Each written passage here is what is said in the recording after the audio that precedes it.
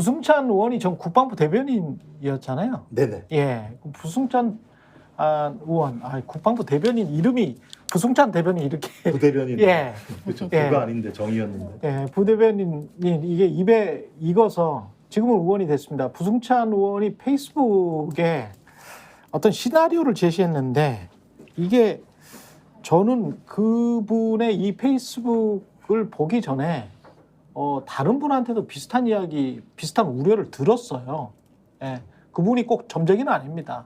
예, 천공 같은 점쟁이는 아니고 군인 출신에게 비슷한 우려를 들었는데 군인들이 느끼는 것들은 좀 다른 것 같습니다. 국방부 쪽에서 나오는 이야기들은 종합해 보면 그리고 이제 부승찬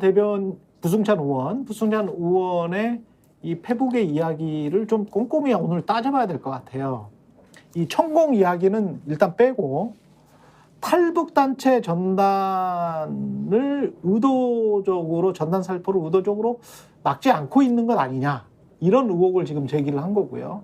그러면서 전단을 살포하니까 북한이 대응해서 오물풍선을 날려보내고 그래? 그러면 대북 확성기를 재가동시키고 여기까지는 지금 가버린 겁니다. 그죠? 팩트죠. 이미 일어난 사실이고. 그 다음에 이제 북한군이 군사적 대응을 할 가능성? 그리고 그 다음에 다섯 번째가 서해가 나와요. 서해가 나오는데 김종대 전 의원도 사실 서해 쪽에서 이 중국어 선들이 잘 안 보이네. 너무 안 보이네. 되게 불안하다. 그 이야기를 지금 하고 있거든요. 그래서 이것이 국지전으로 혹시 가고 국지전을 일부러 지금 마음속에 염두에 두고 있는 것 아닌가. 지지율이 너무 떨어지니까 그런 어떤 우려를 군 관련자들, 군의 전현직 관련자들, 지금 부승찬 국방부 전 대변인 부승찬 의원뿐만이 아니고 김종대 전 의원도 국방부 쪽에 많은 소스가 있는 분이거든요. 그 다음에 이제 제가 직접 들은 어떤 다른 분도 국방부의 영광급 출신이고 헌병 출신이셨던 분이 이 군의 지금 분위기가 굉장히 안 좋다. 굉장히 얼럿돼 있는 상황이고 경계태세에 들어가 있는데 뭔가 마치 일어날 것처럼 국방부에서 장군들에게, 위원관들에게 그렇게 메시지를 보내고 있다는 겁니다. 그게 걱정스러울 수밖에 없어요. 누구라도 이 상황에 대해서 조금이라도 관심이 있는 사람이면 걱정할 수밖에 없는 게 이 소위 말하는 이제 대북 전단이라는 거를 민간 단체가 보내는 거에 대해서 북한이 저렇게 오물풍선을 보내가지고 우리한테 뭔가 이런 일을 한다고 하면 그 수준에서 그냥 얘기가 끝나면 그거는 사실은 물론 우리 입장에서는 굉장히 위협적이지만 어떻게 보면은 사실 어떤 하나의 충돌로 끝나는 얘기지 않습니까? 그렇죠.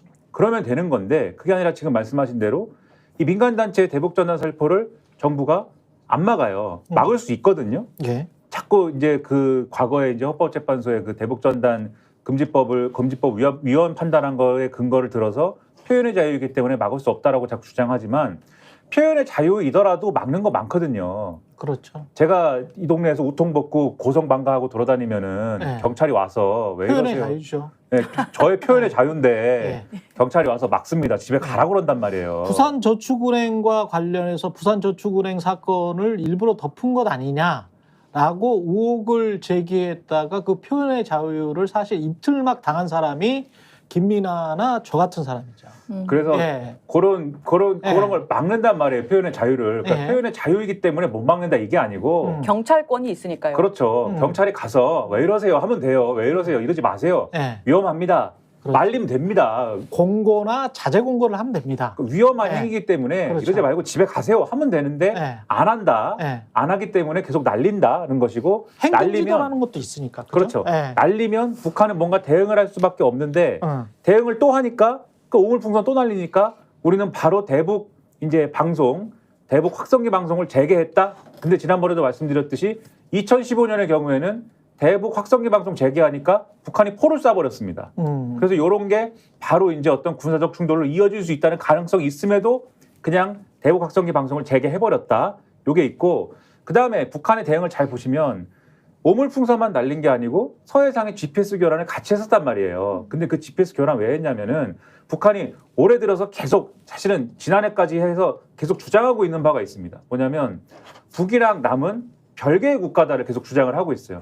그랬죠. 별개의 국가다. 예. 각각 우리는 다른 국가다. 그러니까 뭐 이전까지는 분단된 어떤 이 관계이기 때문에 서로의 어떤 특수관계이기 때문에 언젠가는 하나가 돼야 된다라는 당위를 가지고 그동안은 정책을 펴왔다면 이제는 별개의 적대적 국가, 두 국가다라고 주장을 하고 있단 말이에요. 근데 이 경우에 당장 쟁점이 되는 게 뭐냐면 북한 입장에서 중요한 게 뭐냐면 각각의 국가라고 그러면 각각의 영토, 영공, 영해가 있어야 될 거 아닙니까?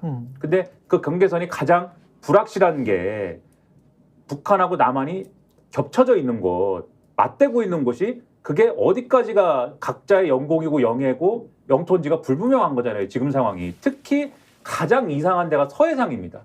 서해가 예를 들면은 우리는 NNL이 사실상의 이 선이라고 주장을 하지만 북한은 그거 인정하지 않잖아요.